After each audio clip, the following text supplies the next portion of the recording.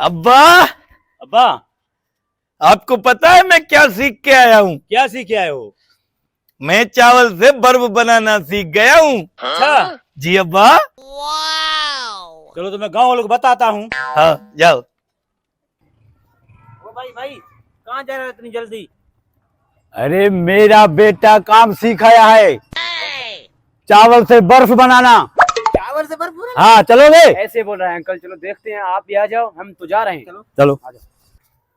एक मिनट बात सुनो। जी जी बताएं। ऐसा तो मुमकिन ही नहीं है कि चावल से बर्फ बनाना। हमने भी पहली बार सुना है, अंकल बोल रहा है पता नहीं। ये अंकल मुझे पागल लग रहा है। तो शर्त लगा लो। लगाए चलो, शर्त। चलो शर्त हमारी हो गई। चलो डन हो गया। ठीक डन। है, हजार हजार। हाँ लेके जाए अपने बेटे को। बेटा, ये मान ही नहीं रहे कि तेरा बेटा चावल से बर्फ बनाता है। कैसे बनाता है दिखा दो ना को। अब भी बना के दिखाता हूँ अब्बा इनको। कोई मुश्किल थोड़ा ही है। आओ मेरे साथ।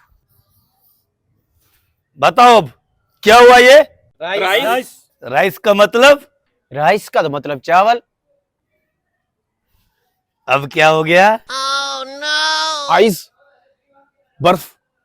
हाँ तो देखो, बन गया ना चावल से बर्फ। देखा मेरे बेटे की काबिलियत।